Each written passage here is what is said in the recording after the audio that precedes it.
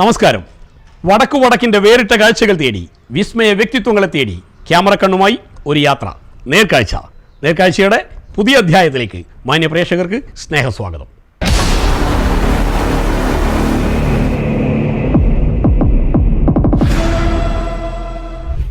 നാടകരംഗത്തും പിന്നീട് വെള്ളിത്തിരയിലും നിരവധി കഥാപാത്രങ്ങളെ അനശ്വരയാക്കിയ ഒരു അഭിനേത്രിയുണ്ട് കാസർഗോഡ് ജില്ലയിൽ, അമ്മിണി ചന്ദ്രാലയം. കാഞ്ഞങ്ങാട് കാകളി തിയേറ്റേഴ്സ് എന്ന് കേൾക്കുമ്പോൾ നമ്മുടെ മനസ്സിലേക്ക് ഓടിയെത്തുക ചന്ദ്രാലയം നാരായണനും അമ്മിണി ചന്ദ്രാലയവുമാണ്. എത്രയെത്ര അവിസ്മരണീയ കഥാപാത്രങ്ങൾ! അഭിനയത്തെ ജീവിത സഫരിയാക്കി മാറ്റിയ അമ്മിണി ചന്ദ്രാലയം എന്ന അഭിനേത്രിയുടെ നാടക വഴികളിലൂടെ, അഭിനയ വഴികളിലൂടെ നമുക്ക് സഞ്ചരിക്കാം നേർക്കാഴ്ചയുടെ ഇന്നത്തെ അധ്യായത്തിൽ. പറയൂ കർണ, ഈ നിർഭാഗ്യവതിയെ മാതാവായി അംഗീകരിക്കില്ലേ?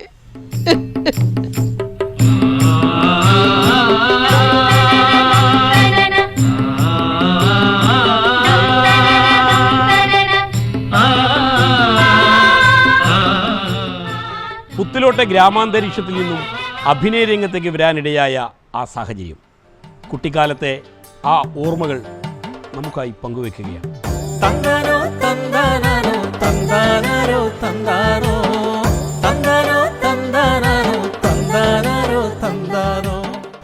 ഞാൻ 14-ാമത്തെ വയസ്സ് മുതലാണ് നാടകരംഗത്ത് പ്രവേശിച്ചത്. അതൊരു നിമിത്തം അല്ലെങ്കിൽ നാടകത്തിന് വേണ്ടി പിന്നീട് അങ്ങോട്ട് ജീവിക്കാൻ തീരുമാനിച്ചുകൊണ്ടൊന്നുമല്ല. വളരെ ചെറിയ പ്രായത്തിൽ തന്നെ അച്ഛൻ അഭിനയിച്ച നാടകങ്ങൾ കണ്ട് വളർന്നിട്ടുണ്ട്. അച്ഛൻ ഒരു സാധുപീടി കമ്പനി തൊഴിലാളിയായിരുന്നു. അവർക്ക് സ്വന്തമായി ഒരു ക്ലബ്ബുണ്ടായിരുന്നു, ശാസ്ത്രിജി ആർട്സ് ക്ലബ്ബ്. അപ്പോൾ അവർ വർഷം തോറും നാടകം കളിക്കുന്നത് ഞാൻ കണ്ടിട്ടുണ്ട്. അച്ഛൻ അഭിനയിച്ച നാടകം കണ്ട് വളർന്ന ഒരു വ്യക്തിയാണ് ഞാൻ. അങ്ങനെ ഒരു കലാകാരിയാക്കണം എന്ന് അച്ഛന് മനസ്സിൽ ഒരു വിചാരം ഉണ്ടായിരുന്നു. അതെന്തുകൊണ്ടാണെന്നറിയില്ല. ചെറുപ്പത്തിലെ എന്നെ ഹാർമോണിയം പഠിക്കാൻ വേണ്ടി വിട്ടു, അതുപോലെ പിന്നെ ഡാൻസ് പഠിക്കാനൊക്കെ വിട്ടിട്ടുണ്ട്. ആ ഒരു കല എൻ്റെ ഉള്ളിലുണ്ടെന്ന് അച്ഛൻ മനസ്സിലാക്കിയത് കൊണ്ടാവണം എന്നാണ് ഞാനിപ്പോൾ വിശ്വസിക്കുന്നത്. പിന്നീട് അവിചാരിതമായിട്ടാണ് നാടകരംഗത്ത് വരുന്നത്. സ്കൂളിൽ പഠിക്കുന്ന സമയത്ത് നമ്മളെ വീട്ടിനടുത്ത് തന്നെ ജനകീയ കലാസമിതി പുത്തലോട്ട്, അവരുടെ നീർച്ചുഴി എന്ന നാടകത്തിലൂടെയാണ് ഞാൻ നാടകം, അതിലൊരു അമ്മ വേഷം, നല്ലൊരു ഭാര്യേൻ്റെ വേഷം ചെയ്തിട്ടാണ് നാടക രംഗത്തേക്ക് കാലെടുത്ത് വയ്ക്കുന്നത്. പിന്നീട് സ്കൂൾ വിദ്യാഭ്യാസം 10ാം ക്ലാസ്സാണ്, JTSSLC ആണ്. അതിനുശേഷം തുടർന്ന് പഠിക്കാനുള്ള അന്നത്തെ സാഹചര്യമൊക്കെ അറിയാമല്ലോ നമുക്ക്. ഞങ്ങൾ 4 പെൺകുട്ടികളാണ്, അച്ഛനും അമ്മയും. പ്രത്യേകിച്ച് അങ്ങനെ വലിയ വരുമാനമൊന്നുമില്ല. അതുകൊണ്ട് തന്നെ എങ്കിലും എന്നെ പഠിപ്പിച്ച് വലിയൊരു നിലയിലെത്തിക്കണമെന്നും അച്ഛൻ ആഗ്രഹിച്ചിട്ടുണ്ടായിരുന്നു. പക്ഷേ എൻ്റെ ജീവിതം വേറൊരു ദിശയിലേക്കാണ് നീങ്ങിയത്. പിന്നീട് ഈ ഒരു നാടകം ചെയ്തതിന് ശേഷം അതിൽ മോശമല്ലാത്ത ഒരു അഭിനയം കാഴ്ചവെച്ചതുകൊണ്ടാവാം തൊട്ടടുത്തുള്ള കലാസമിതികൾ ഇങ്ങനെ അഭിനയിക്കാൻ വരുമോ എന്ന് ചോദിച്ച് വീട്ടിൽ വന്നിട്ടുണ്ട്. അങ്ങനെ തുടർന്ന് അമേച്വർ നാടക സമിതികളെന്ന് സജീവമായിട്ടിരുന്ന ഒരു കാലഘട്ടമാണ്. അങ്ങനെ അമേച്വർ നാടകങ്ങളിൽ ഒരുപാട് ചെയ്യാനുള്ള അവസരമുണ്ടായി. ആ ഒരു പിന്നീട് നാടകം എൻ്റെ ജീവിതമാർഗമായി ഞാൻ സ്വീകരിക്കുകയാണ് ചെയ്തത്.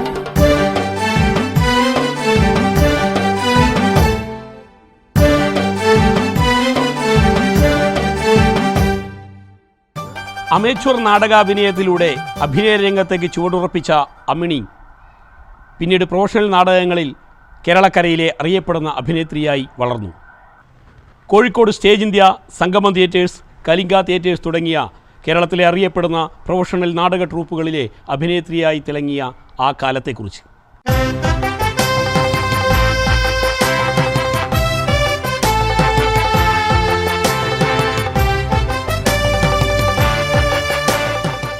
ആദ്യമായി പ്രൊഫഷണൽ നാടകത്തിൽ അഭിനയിക്കുന്നത് ഞാൻ എറണാകുളം അനുപമ തിയേറ്റേഴ്സിൻ്റെ അരങ്ങേറ്റം എന്ന നാടകത്തിലാണ്. അന്ന് അതും ഞാൻ പ്രതീക്ഷിക്കാതെ അവിടെ ചെന്ന് എത്തിപ്പെട്ടതാണ്. അച്ഛൻ്റെ ഒരു സുഹൃത്തുണ്ടായിരുന്നു, പാവൂർ രാമേട്ടൻ. അദ്ദേഹം വർഷങ്ങൾക്ക് മുമ്പേ മരിച്ചു. അദ്ദേഹത്തിൻ്റെ മകൻ ദിവാകരൻ, അദ്ദേഹം എറണാകുളത്ത് ദേശാഭിമാനിയിൽ വർക്ക് ചെയ്യുന്നൊരു സമയത്ത് പിന്നെ ഇങ്ങനെ ഒരു അവസരമുണ്ട്, അമ്മണി അഭിനയിക്കാൻ പറ്റുമോ, അമ്മണി വരുമോ എന്ന് അച്ഛനോട് ചോദിച്ചു.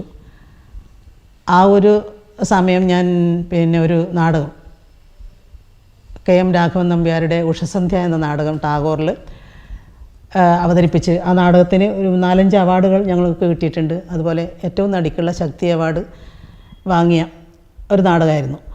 അവിടെ നിന്നാണ് ഞാൻ നേരെ എറണാകുളത്തേക്ക് പോകുന്നത്. അവിടെ ആ ഒരു ട്രൂപ്പ് അല്ലെങ്കിൽ പ്രൊഫഷണൽ നാടകം എന്താണെന്നോ എനിക്ക് അറിയില്ല. ആദ്യമായിട്ട് അങ്ങനെ ചെന്ന് പെട്ടതുകൊണ്ട് എനിക്ക് അവരുടെ ഒരു ഒന്നാമത് നമ്മളവിടെ താമസിച്ച് റിഹേഴ്സൽ ചെയ്യണമല്ലോ, മാസങ്ങളോളം താമസിച്ച് റിഹേഴ്സൽ ചെയ്യേണ്ട ഒരു സ്ഥിതിയാണല്ലോ പ്രൊഫഷണൽ നാടകങ്ങൾക്ക് ഉണ്ടാകുക. അപ്പോൾ അങ്ങനെ എനിക്കത് പൊരുത്തപ്പെട്ട് പോകാൻ വലിയൊരു ബുദ്ധിമുട്ടായിരുന്നു.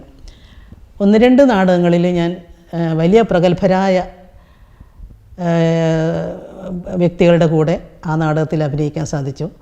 പിന്നീട് അമേച്വർ നാടകങ്ങൾ ഇഷ്ടംപോലെ നാട്ടിലുള്ളത് കൊണ്ട് തന്നെ ഞാൻ അവിടെ നിന്നില്ല. സത്യം പറഞ്ഞാൽ അവിടുന്ന് തിരിച്ച് നാട്ടിലോട്ട് വന്നു. വീണ്ടും അമേച്വർ നാടകങ്ങൾ സജീവമായി കൊണ്ടിരിക്കുന്ന സമയത്ത് തന്നെ പിന്നെ KT ഉമ്മർ സാറിൻ്റെ കലിംഗ എന്ന ട്രൂപ്പിൽ സൃഷ്ടി നാടകത്തിലൊരു കഥാപാത്രം ചെയ്യാൻ വേണ്ടി എന്നെ വിളിച്ചു.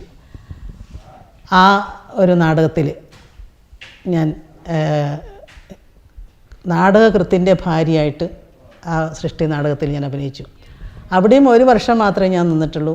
ആ ഒരു നാടകത്തിൽ മാത്രമേ ഞാൻ അഭിനയിച്ചിട്ടുള്ളൂ. പക്ഷേ അതെന്നെ സംബന്ധിച്ചിടത്തോളം വലിയൊരു കലാരംഗത്തുള്ള ഒരു വലിയ ബഹുമതിയായി, ഒരു നേട്ടമായി തന്നെയാണ് ഞാൻ കാണുന്നത്. KT സാറിൻ്റെ അനുജൻ സെയ്തുക്ക് അദ്ദേഹം വിട്ടുപോയി. അദ്ദേഹത്തിൻ്റെ കൂടെയാണ് ഞാൻ അഭിനയിച്ചത്.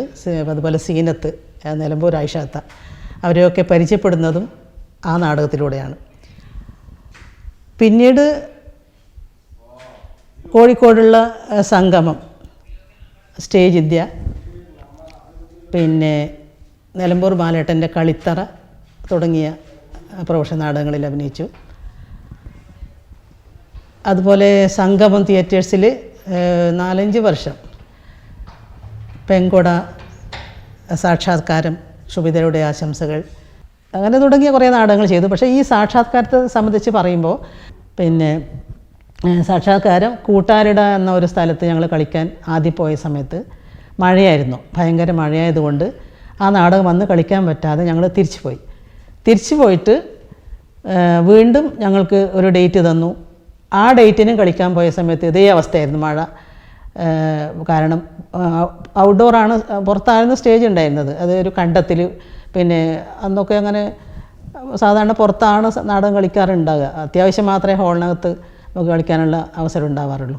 അതുകൊണ്ട് തന്നെ ആ ദിവസവും നാടകം മുടങ്ങണ്ട, നിങ്ങൾ കളിച്ചിട്ട് പോയാൽ മതി എന്ന് അതിൻ്റെ ഉത്തരവാദപ്പെട്ടവർ പറഞ്ഞപ്പോൾ ഒരു സിനിമാ തിയേറ്ററിലേക്ക് ആ നാടകം മാറ്റി. പിന്നെ ഒരു ഷോ കഴിഞ്ഞു, അത്രയും ടിക്കറ്റ് ആ നാടകത്തിൻ്റെ വിറ്റ് കഴിഞ്ഞിട്ടുണ്ടായിരുന്നു. അതുകൊണ്ട് തന്നെ ഒരു ഷോ നടത്തി.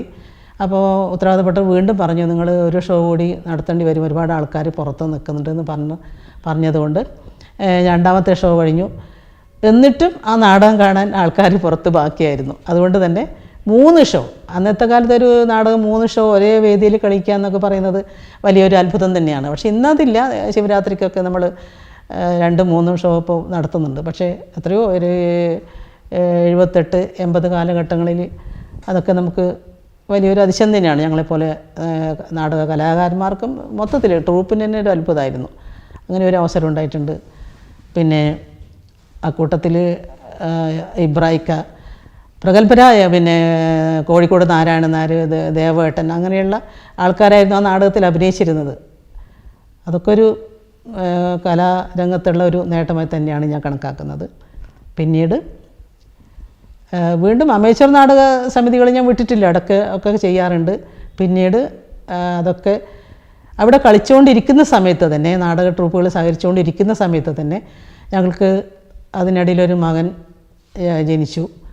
അപ്പോൾ അവനെ ഒക്കെ മടിയിൽ വെച്ചിട്ട് നാടകം കളിച്ച ഒരുപാട് അനുഭവങ്ങളുണ്ട്. ഞങ്ങൾ കൂട്ടത്തിൽ നാരായണനും ഈ നാടകങ്ങളിലൊക്കെ അഭിനയിച്ചിട്ടുണ്ട്. ഞങ്ങൾ രണ്ടുപേരും മകനെയും കൂട്ടി പിന്നെ പല സ്ഥലങ്ങളിലും നാടകം കളിക്കേണ്ട ഒരവസ്ഥ ഉണ്ടായിട്ടുണ്ട്.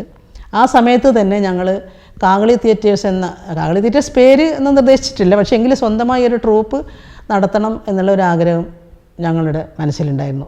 അപ്പോൾ ഈ നാടകം കളിച്ച് കിട്ടുന്ന സാമ്പത്തിക വരുമാനം കൊണ്ട് തന്നെ അതിന് വേണ്ടുന്ന കർട്ടൻ മറ്റുള്ള അത്യാവശ്യ കാര്യങ്ങളൊക്കെ ഞങ്ങൾ സ്വരൂപിച്ച് വെക്കുമായിരുന്നു. അപ്പോൾ ഈ ഒരു ആഗ്രഹം മനസ്സിലുള്ളതുകൊണ്ട്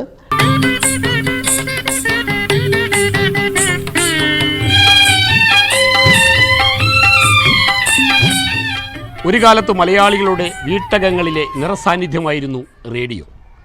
റേഡിയോയിലൂടെ ഒഴുകിയെത്തിയ റേഡിയോ നാടകങ്ങൾ കേൾക്കാൻ, ആസ്വദിക്കാൻ അന്ന് മലയാളികൾക്ക് ഏറെ താല്പര്യമായിരുന്നു.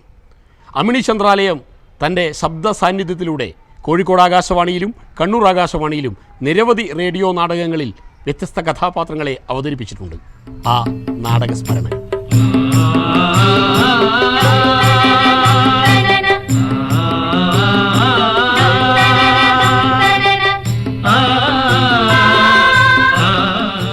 ആദ്യം കോഴിക്കോട് നാടകനിലയായിരുന്നല്ലോ നിലവിലുണ്ടായിരുന്നത്. അപ്പോൾ 1978 തന്നെയാണ് എനിക്ക് കോഴിക്കോട് നാടകനിലയത്തിൽ സെലക്ഷൻ കിട്ടിയത്.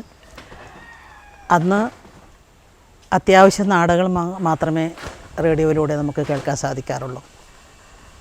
അങ്ങനെ അറിയപ്പെടുന്ന ഖാൻ കാവിൽ, അതുപോലെ തിക്കൊടി മാഷിൻ്റെ മകൾ പുഷ്പേച്ചി, രാജം കെ നായർ, അത്തരത്തിലുള്ള പ്രഗത്ഭരായ വ്യക്തികളുടെ കൂടെ ഒരുപാട് നാടകങ്ങൾ അവരുടെ സംവിധാനത്തിലും അവരുടെ കൂടെയും അഭിനയിക്കാനുള്ള ഭാഗ്യമുണ്ടായിട്ടുണ്ട്.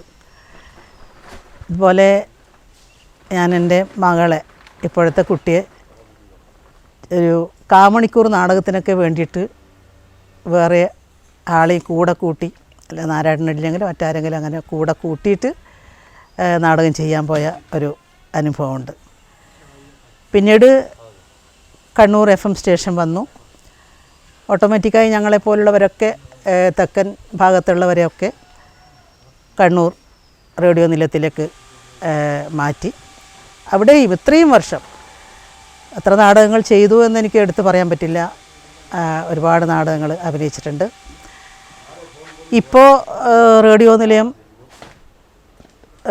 നിലച്ച ഒരു മട്ടിലാണ് കാണുന്നത്. നാടകങ്ങളൊന്നും ചെയ്യാനുള്ള അവസരമില്ല. അതൊരു വലിയൊരു സങ്കടമായി തന്നെ മനസ്സിലുണ്ട്.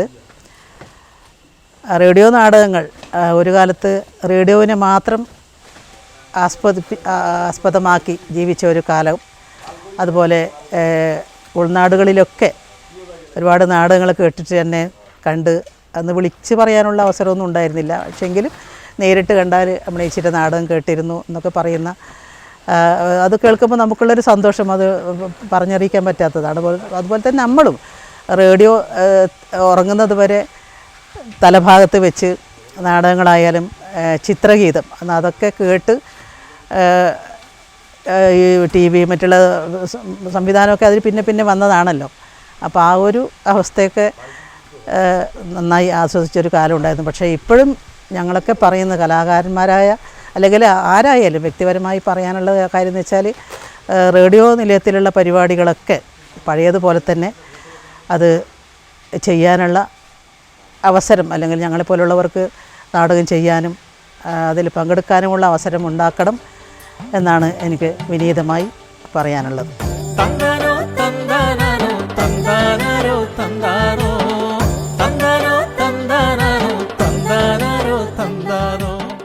നാടകത്തെ ജീവന്റെ ഭാഗമായി കണ്ട വടക്കൻ കേരളത്തിലെ അനുഗ്രഹീത നാടക കലാകാരനായിരുന്നു ചന്ദ്രാലയം നാരായണൻ. ചന്ദ്രാലയം നാരായണനെ കാണാനിടയായതും പരിചയപ്പെടാനിടയായതും പിന്നീട് അദ്ദേഹത്തിൻ്റെ ജീവിതസഖിയായി മാറിയതും അമ്മിണിയേടത്തിയുടെ ജീവിതത്തിലെ നിർണായകമായ മുഹൂർത്തങ്ങളാണ്. അവരൊന്നിച്ച് അഭിനയിച്ച വേഷങ്ങൾ ഏറെ.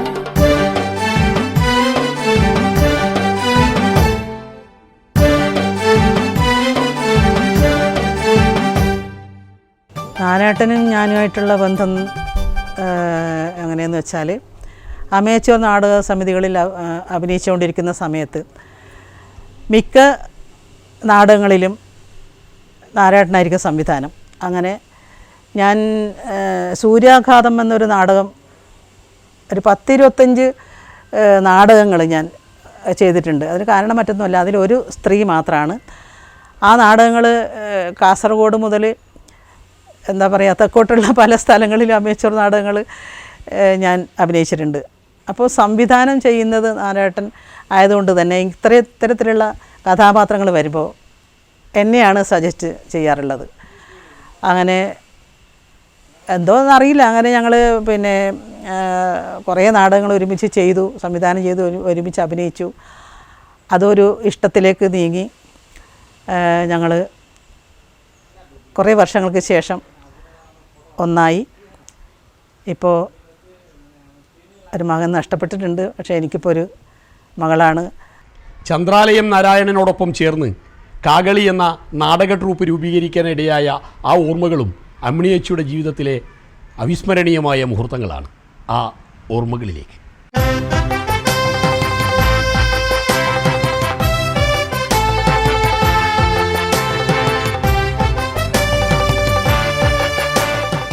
ആയിരത്തി 1986 കാകളി കാഞ്ഞങ്ങാട് തുടങ്ങുന്നത്. കാസർഗോഡ് ജില്ലയിലെ ആദ്യത്തെ ഒരു പ്രൊഫഷണൽ നാടകം. ഞങ്ങളുടെ മനസ്സിൽ കുറേ നാളായി, കുറേ വർഷങ്ങളായി തോന്നിയ ഒരു നാടകത്തിൻ്റെ ഒരു തുടക്കമാണ് കാകളിയിലൂടെ ഞങ്ങൾ സാധിച്ചെടുക്കാൻ പരിശ്രമിച്ചിട്ടുള്ളത്. കാഞ്ഞങ്ങാട് ചുറ്റുവട്ടത്തുള്ള കലയെ സ്നേഹിക്കുന്ന, നാടകത്തെ സ്നേഹിക്കുന്ന, പല ജോലിയിലും പ്രവർത്തിക്കുന്ന ആൾക്കാരെ ചേർത്ത് പിടിച്ച്, അതുപോലെ കുടുംബത്തിലെ എൻ്റെ അനുജത്തിമാർ, മാമൻ്റെ 2 മക്കൾ, ഏട്ടത്തീൻ്റെ മകൻ, അങ്ങനെ ഒരു കുടുംബത്തിൽപ്പെട്ട ആൾക്കാർ പകുതിയിലധികം ഞങ്ങളുടെ കൂടെ ഉണ്ടായിരുന്നു. ആദ്യത്തെ നാടകം മകുടി ഊതുന്ന പാമ്പ്. കോഴിക്കോടുള്ള നാരായണൻ്റെ ഒരു സുഹൃത്ത് MV ആനന്ദ് എന്ന് പറയുന്ന അദ്ദേഹത്തിൻ്റെ ഒരു നാടകമാണ് ആദ്യമായി ചെയ്തിട്ടുള്ളത്. അപ്പോൾ ഒരുപാട് വിഷമത്തിലേക്ക് പോയ ഒരു കഥയാണ് എനിക്കിപ്പോൾ പറയാനുള്ളത്. MV ആനന്ദ് പറയുന്ന ആ നാടക എഴുത്തുകാരൻ വീട്ടിൽ വെച്ച് നാടകം എഴുതിക്കൊണ്ടിരിക്കുന്ന സന്ദർഭത്തിൽ ജൂൺ 1-ാം തീയതി മകനെ സ്കൂളിൽ ചേർക്കാനുള്ള എല്ലാ ഒരുക്കങ്ങളും ഞാൻ ചെയ്ത് അടുക്കളയിൽ നിന്ന് എന്തോ പാചകം ചെയ്തുകൊണ്ടിരിക്കുന്ന സമയത്ത് കാഞ്ഞങ്ങാട് ആലാമിപ്പള്ളിയിൽ വെച്ച് ഒരു ബസ് ആക്സിഡൻറ്റിൽ എൻ്റെ മോൻ എനിക്ക് നഷ്ടപ്പെടുക ചെയ്തത്. ഞങ്ങൾ താമസിച്ചുകൊണ്ടിരുന്ന വീട്ടിൻ്റെ തൊട്ട് മുന്നിൽ തന്നെയായിരുന്നു. പക്ഷേ അന്ന് ഇന്നത്തെ പോലെ ലാലായിപ്പള്ളി എന്ന് പറയുന്ന ആ പരിസരം ഇടുങ്ങിയ ഒരു റോഡ്. അങ്ങനെ ബസ് ഓവർടേക്ക് ചെയ്തിട്ട് എൻ്റെ മകൻ തൊട്ടപ്പുറത്തെ വീട്ടിൻ്റെ സൈഡിൽ നിൽക്കുന്ന എൻ്റെ കുട്ടിയെ തട്ടുകയാണ് ഉണ്ടായത്. ഈ ഒരു ട്രൂപ്പ് തുടങ്ങി ആദ്യത്തെ മറക്കാൻ പറ്റാത്ത ഒരു അനുഭവമാണ് ഞങ്ങൾക്കെല്ലാവർക്കും. ആദ്യ നാടകം തന്നെ മകുടി ഊതുന്ന പാമ്പ്. ആ നാടകത്തിൽ പിന്നീട് എനിക്ക് ചെയ്യേണ്ടി വന്നത് മകൻ നഷ്ടപ്പെട്ട ഒരമ്മയുടെ വേഷമായിരുന്നു. അപ്പം അതൊന്നും ഇന്നും മറന്നിട്ടല്ല ഞങ്ങൾ ജീവിക്കുന്നത്. പക്ഷേ എങ്കിലും നമ്മുടെ ജീവിതം നാടകം മാത്രമാണ്. അതുകൊണ്ട് കാകളി തിയേറ്റേഴ്സ് വീണ്ടും തുടർന്ന് കൊണ്ടുപോകാൻ തീരുമാനിച്ചു. പിന്നീട് അങ്ങോട്ടുള്ള നാടകങ്ങൾ 10-12 നാടകങ്ങൾ, സാമൂഹ്യ, പുരാണ, ചരിത്ര നാടകങ്ങൾ ഞങ്ങൾക്ക് ഗംഭീരമായി വേദിയിൽ അവതരിപ്പിക്കാൻ സാധിച്ചിട്ടുണ്ട്. കേരളത്തിൽ അങ്ങോളം ഇങ്ങോളമുള്ള എല്ലാ ഉത്സവ സ്ഥലങ്ങളിലും അതുപോലെ മത്സരങ്ങളിലൊക്കെ പങ്കെടുക്കാൻ കാളിക്ക് സാധിച്ചിട്ടുണ്ട്. പിന്നെ അതിലെടുത്ത് പറയാനുള്ള ഒരു നാടകം അങ്കച്ചുരുകിയാണ്. അതിൽ അഭിനയിച്ച ശ്രീധരൻ നീലേശ്വരം, ബാബുവേട്ടെന്ന് ഞങ്ങൾ വിളിക്കും. അദ്ദേഹം ആ നാടകത്തിൽ അഭിനയിച്ചത് കണ്ടിട്ട് ഞങ്ങൾക്ക് ആ നടനെ പിന്നീട് തിരിച്ച് കിട്ടിയിട്ടില്ല. അദ്ദേഹത്തെ മറ്റുള്ള തെക്കോട്ടുള്ള ട്രൂപ്പുകാർ കൊണ്ടുപോയി പ്രഗത്ഭമായ നാടകങ്ങൾ അദ്ദേഹത്തിന് ചെയ്യാൻ സാധിച്ചിട്ടുണ്ട്, അംഗീകാരങ്ങളും നേടിയെടുക്കാൻ സാധിച്ചിട്ടുണ്ട്. പക്ഷേ ബാബുവേട്ടനിപ്പോൾ നമ്മുടെ കൂടെ ഇല്ല. അതുപോലെ കാകളിയിൽ അഭിനയിച്ച ഒരുപാട് പേര് ഇപ്പം ഞങ്ങൾ വിട്ടു പിരിഞ്ഞിട്ടുണ്ട്. ചെറക്കല ഗോപാലകൃഷ്ണൻ മാഷ്, എൻ്റെ അനിയത്തി ജാനകി, പിന്നെ ശശിയേട്ടൻ, അങ്ങനെ ഒരുപാട് പേര്. അവരെയൊക്കെ ഈ ഒരു അവസരത്തിൽ ഞാൻ ഓർക്കുകയാണ്. നാരായണൻ അതിൽ അഭിനയിച്ച ഒരുപാട് പേര്, ബാക്കിയുള്ളവർ, ആ കുടുംബം ഇന്നും ഞങ്ങൾ ഒരു കുടുംബത്തെ പോലെ കാകളിയിലെ ശേഷിക്കുന്ന ആൾക്കാരുമായിട്ട് ഒരു കുടുംബത്തെ പോലെ ഞങ്ങൾ എപ്പോഴും പെരുമാറിയും വിളിക്കുകയും കാര്യങ്ങൾ അന്വേഷിക്കുകയും സുഖവിവരങ്ങൾ അന്വേഷിക്കുകയും ഒക്കെ ചെയ്യാറുണ്ട്. ഇപ്പോൾ പഴയ ആൾക്കാരെയൊക്കെ രൂപപ്പെടുത്തിക്കൊണ്ട് ഒരു കാകളി ഗ്രൂപ്പ് ഞങ്ങൾ ക്രിയേറ്റ് ചെയ്തിട്ടുണ്ട്. അതിലൂടെ കൂടുതൽ മറ്റുള്ളവരുടെ സുഖവിവരങ്ങൾ അറിയാനും കലാപരമായി കാകളി എന്തെങ്കിലും ചെയ്യണം എന്നുള്ള ആഗ്രഹത്തോടു കൂടിയാണ് ഇപ്പോഴും നിൽക്കുന്നത്. അത് സാധിക്കുമെന്നറിയില്ല, മനസ്സിലെ ഒരാഗ്രഹമാണ്.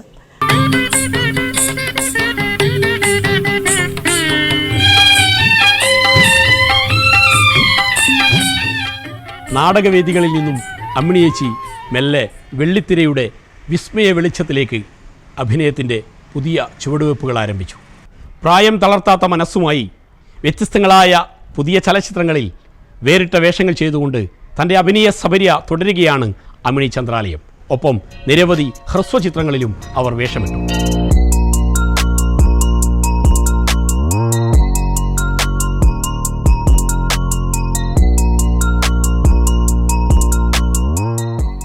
നാടകം ചെയ്തുകൊണ്ടിരിക്കുന്ന സമയത്ത് തന്നെയാണ് ഒരു സിനിമയിൽ അഭിനയിക്കാനുള്ള അവസരം ഉണ്ടായത്. അത് KP കുമാരസാറിൻ്റെ തേൻതുള്ളിയാണ് ആദ്യത്തെ പടം. അതിൽ ചെന്നെത്തുന്നത് നമ്മുടെ വിട്ടുപോയ വാസു ചേറോട് മാഷ്, നമ്മെ വിട്ടുപിരിഞ്ഞ വാസു ചേറോട് മാഷിൻ്റെ ഒരു നിർബന്ധപ്രകാരമാണ് ഞാൻ ആ സിനിമയിൽ ചെന്നെത്തുന്നത്. ഇന്നത്തെ പോലെ ഓഡിഷൻ കാര്യങ്ങളോ ഒന്നും അന്നില്ല. അവിടെ ചെന്നപ്പോൾ ശാന്തയെടുത്തി, കുട്ടിയെടുത്തി, വിലാസിനി, സീനത്ത്, ഇതുപോലെ നിലമ്പൂർ ആയിഷാത്ത, അങ്ങനെ തുടങ്ങിയ പ്രഗത്ഭരായ ആർട്ടിസ്റ്റുകളുണ്ടായിരുന്നു. എനിക്ക് സിനിമ എന്താ ചെയ്യേണ്ടതെന്നൊന്നും അറിയില്ല, ഇപ്പോഴും അറിയില്ല. എങ്കിലും അന്ന് സിനിമ എന്ന് പറയുന്നത് നമ്മുടെ മുന്നിൽ വലിയൊരു ലോകമാണല്ലോ. അങ്ങനെ ഇഷ്ടത്തോടെ സന്തോഷത്തോടെ പോയി. ആ പടത്തിൽ ക്യാരക്ടർ അങ്ങനെയല്ല, ക്യാരക്ടറിൻ്റെ കൂടെ കുറച്ച് മുസ്ലിം ക്യാരക്ടർ നമ്മൾ ചെയ്തത്. കുറച്ച് ആൾക്കാർ പിന്നെ അവരെ സപ്പോർട്ട് ചെയ്യുന്ന രീതിയിലുള്ളൊരു കഥാപാത്രം. ശ്രീവിദ്യ ആയിരുന്നു അതിൽ മെയിൻ ക്യാരക്ടർ. അതുപോലെ രവി മേനൻ, അവരെയൊക്കെ ശ്രീവിദ്യനൊക്കെ ആദ്യമായിട്ട് കാണുന്നതും പിന്നെ ഞാൻ അത്ഭുതപ്പെട്ട അവരുടെ സൗന്ദര്യത്തിൻ്റെ മുന്നിൽ ഇങ്ങനെ ഞാൻ പകച്ച് നോക്കി നിന്നിട്ടുണ്ട്. അപ്പോൾ അതാണ് ആദ്യത്തെ ഒരു സിനിമ അഭിനയം എന്ന് പറയുന്നത്. പിന്നീട് നമ്മുടെ കാഞ്ഞങ്ങാട് ഭാഗത്ത് തന്നെ കാകളിയിൽ അഭിനയിച്ചുകൊണ്ടിരിക്കുന്ന സമയത്ത് പിറവി ഷൂട്ട് പുല്ലൂർ പെരിയ ആ ഭാഗത്ത് നടക്കുന്നുണ്ടായിരുന്നു. അതും ഇതുപോലെ തന്നെ ഒരു ക്യാരക്ടർ ചെയ്യാൻ വേണ്ടി എന്നെ വിളിച്ചു. ഞാനിപ്പോൾ എൻ്റെ മോളെ പ്രസവിച്ചിട്ട് 19 ദിവസമായിട്ടേ ഉള്ളൂ. ആ കുട്ടിയെയും കൊണ്ട് പിറവി എന്ന് പറയുന്ന സിനിമേൻ്റെ ഷൂട്ടിന് ഞാൻ പോയി. അതിലൊരു ക്യാരക്ടർ തന്നെ മുല്ലനേഴി സാറിൻ്റെ ഭാര്യയായിട്ട് അർച്ചന, അവരുടെ അമ്മായിയായിട്ടാണ് ഞാൻ അതിൽ ചെയ്തിട്ടുള്ളത്. അതിനെക്കുറിച്ച് പറയുമ്പോൾ 2-3 വർഷം മുമ്പ് ബേക്കൽ ഫെസ്റ്റിൻ്റെ ഒരു പരിപാടിയിൽ എനിക്കൊരു ആദരവ് തന്നു. വലിയൊരു വേദിയിൽ, വലിയൊരു സമൂഹത്തിൻ്റെ അല്ലെങ്കിൽ പ്രഗത്ഭരായ വ്യക്തിത്വങ്ങളുടെ മുന്നിൽ എനിക്കൊരു ആദരവ് ഏറ്റുവാങ്ങേണ്ടി വന്നു. അന്ന് ഷാജിയൻ കരുൺ സാർ അവിടെ ഉണ്ടായിരുന്നു, ആ സിനിമയുടെ സംവിധായകൻ. ഞാൻ സാറിനോട് പറഞ്ഞു, സാർ എൻ്റെ കയ്യിലെ ഫോട്ടോസൊക്കെ ഉണ്ടായിരുന്നു, ഞാൻ സാറിന് കാണിച്ചു കൊടുത്തു. സാർ പിറവിൽ ചെയ്ത ഒരു ക്യാരക്ടർ സാറിന് എന്നെ ഓർമ്മയുണ്ടോ? ഈ ഫോട്ടോ കാണിച്ചു കൊടുക്കുമ്പം സാർ പറഞ്ഞ ഓർക്കുന്നു നല്ല മണ്ട്. അന്ന് അവസാനമായി ഞാൻ സാറിനെ അന്നാണ് കാണാൻ സാധിച്ചിട്ടുള്ളത്. അദ്ദേഹം നമ്മളെ ഈ അടുത്ത 2-3 വർഷം മുന്നേ നമ്മളെ വിട്ടുപിരിഞ്ഞു. അതുപോലെ അദ്ദേഹത്തിൻ്റെ ഓള് എന്ന് പറയുന്ന സിനിമയിലും അഭിനയിക്കാൻ കഴിഞ്ഞിട്ടുണ്ട്. പിന്നീട് പിന്നെ അതുപോലെ നമ്മുടെ ഈ ഭാഗത്ത് സിനിമ ഷൂട്ടിങ്ങൊക്കെ വന്നാൽ നമ്മളെ പോലുള്ള നാടക കലാകാരന്മാരെ, കലാകാരികളെയൊക്കെ ചെറിയ ചെറിയ വേഷങ്ങൾ ചെയ്യാൻ വിളിക്കും. അങ്ങനെ മധുരം നൊമ്പരക്കാറ്റ് എന്ന പടത്തിൽ പിന്നെ അതിലൊരു ടീച്ചറായിട്ട്, ടീച്ചർ പറഞ്ഞാൽ ഇതുപോലെ മെയിൻ വേഷമല്ല, കൂട്ടത്തിൽ കളിക്കുന്ന ടീച്ചർ, അതുപോലെ ബിജുമേനൻ, പിന്നെ ശ്രീനിവാസൻ, അങ്ങനെയുള്ള വലിയ വലിയ ആൾക്കാരുടെ കൂട്ടത്തിൽ ആ സിനിമ ഇപ്പം ടി വിയിൽ വന്നിട്ടുണ്ട്, നിങ്ങൾക്ക് കാണാൻ പറ്റും. എന്നെ അവിടെ ഇവിടെയൊക്കെ കാണാം, അത്രയല്ലാതെ നാരായണനോ അതിലുണ്ട്. അങ്ങനെ ഒരു ക്യാരക്ടർ ചെയ്തു. പിന്നെ തൊണ്ടി മുതലും ദൃക്സാക്ഷിയിൽ ഞാനും നാരായണനും, അതൊക്കെ നടക്കുന്നത് ഈ ഭാഗത്താണ്, കാസർഗോഡ് ഭാഗത്താണ് ഷൂട്ട് നടക്കുന്നത്. പിന്നീട് വലിയൊരു ക്യാരക്ടർ ചെയ്ത് വെച്ചാൽ പിന്നെ മദനോത്സവം, അതിൽ നല്ലൊരു ക്യാരക്ടർ ചെയ്യാൻ സാധിച്ചു. പിന്നെ അന്ത്രൂതിമാൻ, ഹരിശ്രീ അശോകൻ്റെ കൂടെ നല്ലൊരു ക്യാരക്ടർ. ഇൻ്റർവ്യൂവിന് ശേഷം എന്നിലൂടെയാണ് കഥ പോകുന്നത്, അങ്ങനെ ഒരു ക്യാരക്ടർ ചെയ്തു. ടിനി ടോമിൻ്റെ അമ്മയായിട്ട് അഭിനയിച്ചു. പിന്നെ ഇൻസ്റ്റാഗ്രാമം എന്ന് പറയുന്ന ഒരു വെബ് സീരിയലിൽ സാബുവിൻ്റെ അമ്മയായിട്ട് അഭിനയിച്ചു. ഇപ്പോൾ അടുത്ത് റിലീസായ അവിഹിതം എന്ന് പറയുന്ന സിനിമയിൽ ശ്രദ്ധിക്കപ്പെടുന്നൊരു വേഷം മറ്റ് സിനിമകളിൽ ചെയ്തിട്ടുണ്ട്, പക്ഷെ എന്നെ തിരിച്ചറിയാൻ ഈ ഒരു സിനിമ വേണ്ടി വന്നു എന്നാണ് ഞാൻ വിശ്വസിക്കുന്നത്.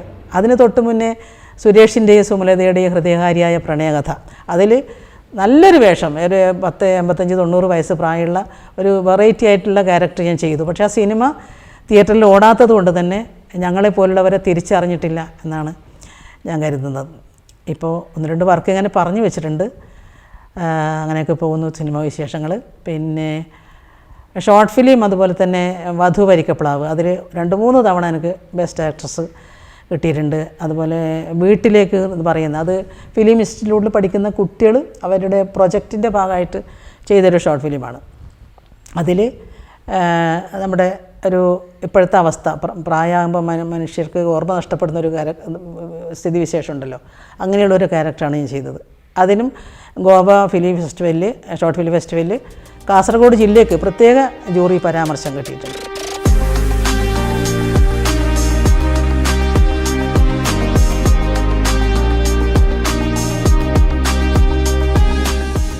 കേരള സംഗീത നാടക അക്കാദമിയുടെ ഗുരുപൂജ പുരസ്കാരമടക്കം ഒട്ടേറെ അംഗീകാരങ്ങൾ ഈ കാലയളവിൽ അഭിനയത്തിന് അമ്മിണി ചന്ദ്രാലയത്തെ തേടിയെത്തിയിട്ടുണ്ട്. ആ പുരസ്കാര നിറവുകളെക്കുറിച്ച്, ഒപ്പം 5 പതിറ്റാണ്ട് പിന്നിട്ട തൻ്റെ അഭിനയ സബരിയിൽ എന്നും കൂടെ നിൽക്കുന്ന കുടുംബവിശേഷങ്ങൾ.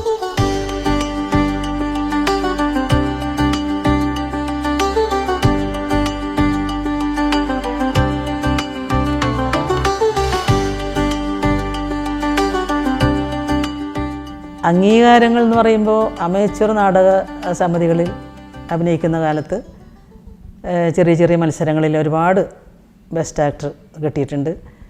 പിന്നീട് എടുത്തു പറയാനുള്ളൊരു അംഗീകാരം നമ്മുടെ നീലേശ്വരം ചെറപ്പുറ BSCയുടെ കോഴിക്കോട് വെച്ച് നടന്ന അഖില കേരള നാടക മത്സരത്തിൽ ഉഷസന്ധ്യ എന്ന നാടകത്തിൽ KM രാഘവൻ തമ്പ്യാർ രചനീ സംവിധാനം നിർവഹിച്ച ഉഷസന്ധ്യ എന്ന നാടകത്തിൽ അബുദാബി ചെറുകാട് ട്രസ്റ്റിൻ്റെ ശക്തി അവാർഡ് എനിക്ക് കിട്ടി. പിന്നെ എടുത്തു പറയാനുള്ളത് ഇപ്പോൾ ഗുരുപൂജ പുരസ്കാരം 2023 സംഗീത നാടക അക്കാദമി ഗുരുപൂജ പുരസ്കാരം എനിക്ക് കിട്ടിയിട്ടുണ്ട്. അത് ഇത്രയും വർഷം ഞാൻ നാടകരംഗത്ത് നിന്നതിൻ്റെ വലിയൊരു അംഗീകാരമായിട്ട് തന്നെയാണ് ഞാൻ കണക്കാക്കുന്നത്.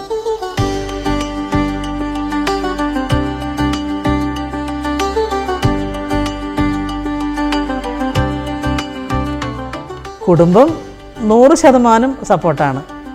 ആരാട്ടൻ കലാരംഗത്തും ഒരധ്യാപകനായും ഒക്കെ പ്രവർത്തിച്ച ആളാണ്. ചെറുപ്പം മുതലേ വീട്ടിൽ നിന്നും കുടുംബത്തിൽ നിന്നും സപ്പോർട്ടില്ലെങ്കിൽ നമുക്ക് ഈ രംഗത്ത് നിൽക്കാൻ പറ്റില്ലല്ലോ. വീട്ടിൽ നിന്നായാലും എൻ്റെ സഹോദരിമാരൊക്കെ നാടകത്തിൽ അഭിനയിച്ചിട്ടുണ്ട്, അച്ഛൻ അഭിനയിച്ചിട്ടുണ്ട്. അച്ഛൻ്റെയും അമ്മയുടെയൊക്കെ സഹകരണവും സപ്പോർട്ടും 100% ഉണ്ടായിട്ടുണ്ട് പണ്ടും ഇപ്പോഴും. അങ്ങനെ തന്നെ എനിക്ക് ഒരു മകളാണ്. അവൾ കാസർഗോഡ് ഗവൺമെൻറ് കോളേജിൽ ഫിസിക്സ് വിഭാഗത്തിൽ അസിസ്റ്റൻറ്റ് പ്രൊഫസറാണ്. അതുപോലെ മരുമകൻ ബാംഗ്ലൂർ IT മേഖലയിൽ വർക്ക് ചെയ്യുന്നു. അവർക്ക് 2 കുഞ്ഞു മക്കളാണ്. എൻ്റെ മോളുടെ ഭർത്താവിൻ്റെ കുടുംബവും പിന്നെ മോളും ഭർത്താവും എല്ലാം 100% സപ്പോർട്ട്. അല്ലെങ്കിൽ എനിക്ക് ഇപ്പോൾ നിങ്ങളുടെ മുന്നിൽ ഇങ്ങനെ എനിക്ക് ഇരിക്കാൻ പറ്റില്ല. അത് അന്നും ഉണ്ട്, ഇന്നും ഉണ്ട്. ഇനിയിപ്പോൾ നമ്മൾ കലാരംഗത്ത് നിൽക്കുന്ന കാലത്തോളം ഉണ്ടാവുകയും ചെയ്യും.